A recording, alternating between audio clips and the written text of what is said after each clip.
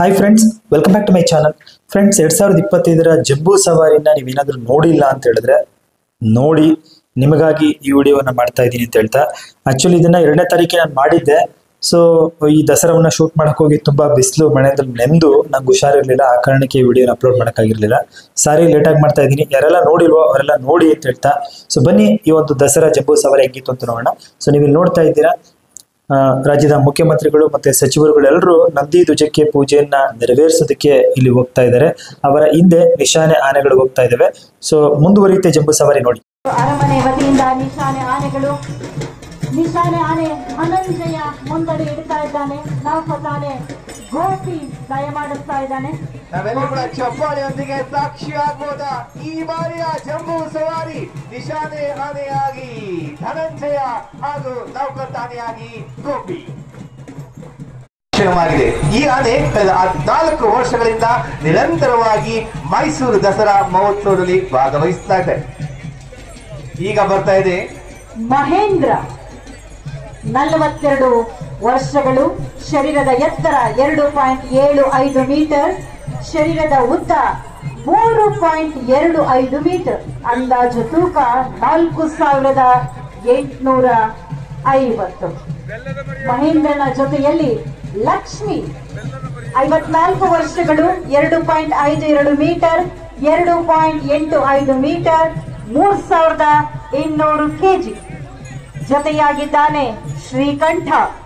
ಪೂರಕ ಆರೈಕೆ ಮತ್ತು ಪಳ್ಳಗಿಸುವಿಕೆ ಮೂಲಕ ನೈಸರ್ಗಿಕ ಪರಿಸರಕ್ಕೆ ಹೊಂದಿಕೊಳ್ಳುವಂತೆ ಯಶಸ್ವಿಯಾಗಿ ತರಬೇತಿಯನ್ನ ನೀಡಿದೆ. ಇಂದಿಗೆ ಈ ಆನೆ ಸಂಪೂರ್ಣ ಆರೋಗ್ಯವಂತವಾಗಿದ್ದು, ವಾಹನಗಳ ಸದ್ದು ಮತ್ತು ಪಟಾಕಿಗಳ ಗದ್ದಲಕ್ಕೂ ಅಂಜದೆ ನಿಶ್ಚಲವಾಗಿ ನಿಂತಿರುವ ಶಾಂತ ಸ್ವಭಾವವನ್ನು ಹೊಂದಿದೆ. ಇದೀಗ ಬರ್ತಾ ಇದೆ ಸುಗ್ರೀವ, ಹೇಮಾವತಿ ಹಾಗೂ ಪ್ರಶಾಂತ. ಸುಗ್ರೀವ 43 ವರ್ಷಗಳು, 2.95 ಮೀಟರ್ ಎತ್ತರ, 3.75 ಮೀಟರ್ ಉದ್ದ ಹಾಗೂ 4100 ಕೆಜಿ ತೂಕ. ಸೆರೆ ಹಿಡಿಯಿತು.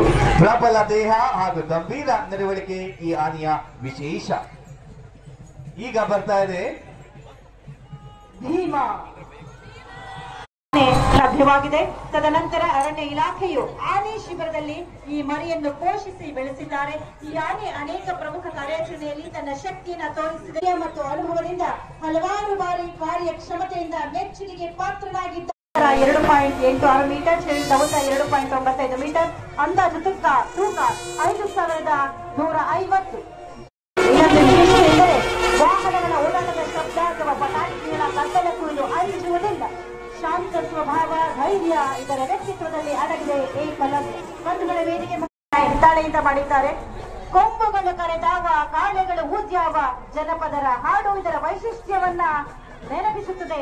ಕೊಂಬು ಕಹಳೆಯನ್ನ ನೀವಿಲ್ಲಿ ಕಾಣ್ತಾ ಇದ್ದೀರಿ ಬಂಧುಗಳೇ. ಅದರ ಹಿಂಭಾಗದಲ್ಲಿ ಕರ್ನಾಟಕ ಸಾರಿಗೆ ಸ್ತಬ್ಧ ಚಿತ್ರ ಬರ್ತಾ ಇದೆ. ಅಸೋಸಿಯೇಟ್ ಅವರು ಶಕ್ತಿ ಯೋಜನೆ ಕುರಿತು 2025ರಲ್ಲಿ ಅಧ್ಯಯನವನ್ನು ನಡೆಸಿದರು. ಶಕ್ತಿ ಯೋಜನೆಯಿಂದಾಗಿ ಮಹಿಳೆಯರ ಔದ್ಯೋಗಿಕ ದರವು ಬೆಂಗಳೂರಿನಲ್ಲಿ 20%. ಇದು ನಂದಿ ಧ್ವಜದಷ್ಟು ಭಾರವಿರುವುದಿಲ್ಲ. ಕುಣಿತವು ನಂದಿ ಧ್ವಜದ ಕುಣಿತದ ರೀತಿಯೇ ಇರುತ್ತದೆ. ಹಲವು ಕಡೆ ಸಾರಥಿ, ತಮಟೆ ಅಥವಾ ಹಲಗೆ ವಾದ್ಯವಾಗಿ ಬಳಸುತ್ತಾರೆ. ನಂದಿ ಕೋಲು ಕುಣಿತವನ್ನ ಮನದುಂಬಿಕೊಂಡಿದ್ದೀರಿ. ನಮ್ಮ HAL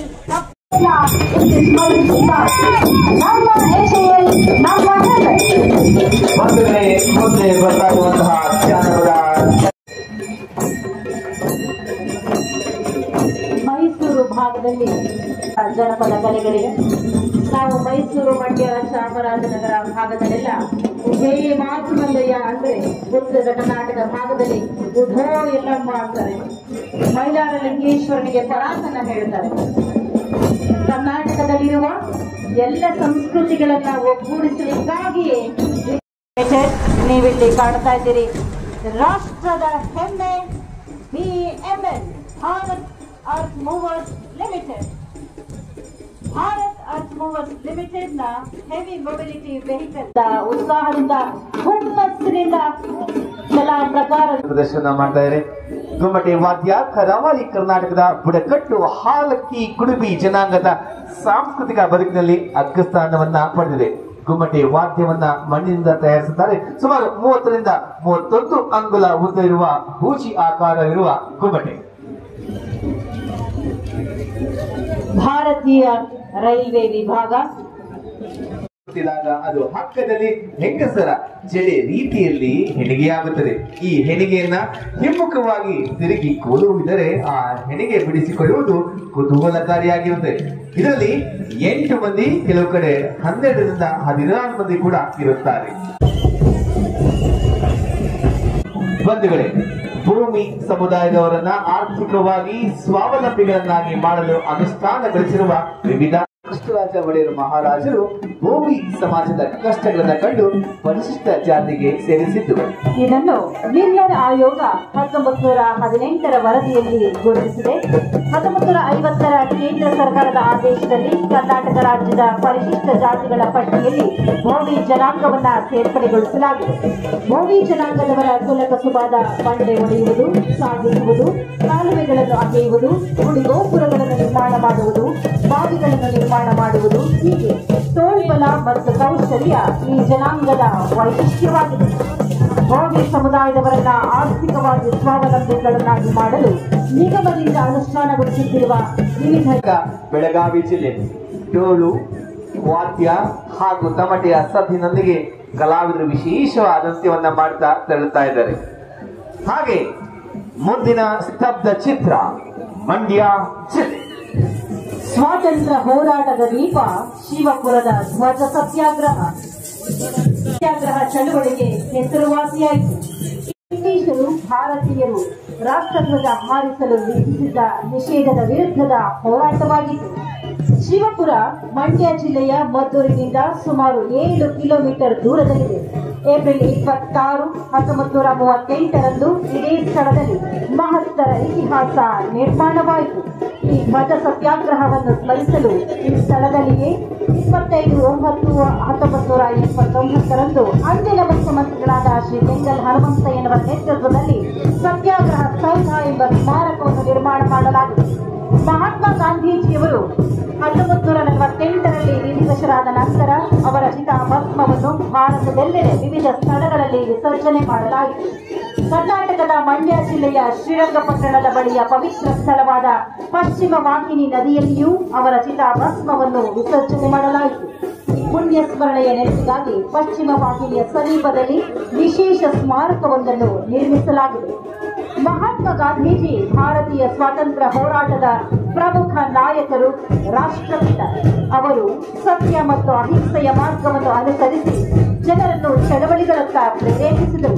ಚರಕವನ್ನು ಗಾಂಧೀಜಿಯವರು ತಮ್ಮ ಸ್ವದೇಶಿ ಚಳವಳಿಯ ಪ್ರಮುಖ ಭಾಗವನ್ನಾಗಿ ಮಾಡಿಕೊಂಡ ಸಾಧನವಾಗಿದೆ. ಗಾಂಧೀಜಿಯ ದರ್ಶನದಲ್ಲಿ ಚರಕವು ಅಹಿಂಸೆ ಸ್ತಬ್ಧ ಚಿತ್ರ ನಿಮ್ಮೆಲ್ಲರ ಕಣ್ಮನವನ್ನು ಸೆಳೆದಿದೆ. ಹಾಗೆ ಒಂದು ವಿಶೇಷ ಜಾನಪದ ಕಲೆಯನ್ನ ನೋಡ್ತಾ ಇದ್ದೀರಾ.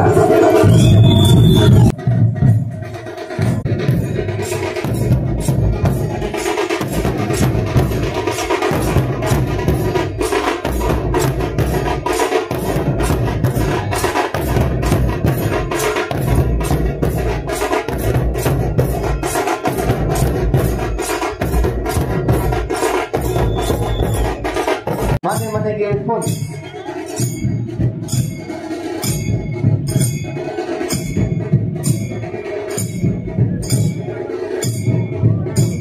ಸಪ್ತಚಿತ್ರದ ಮುಂದೆ ಸಾಕ್ತಾ ಇರುವಂತಹ ಕಲಾವಿದರು ದೊಡ್ಡ ಗಾತ್ರದ ಡೋಲು ತಮಟೆಯನ್ನ ಹಿಡಿದು ಕರ್ನಾಟಕ ತಾಯಿ ಭುವನೇಶ್ವರಿಯ ಆರಾಧಿಸ್ತಾ ನೃತ್ಯವನ್ನ ಮಾಡ್ತಾ ಕಂಸಾಳೆಯ ಜೊತೆಗೆ ಸಾಕ್ತಾ ಇದ್ದಾರೆ.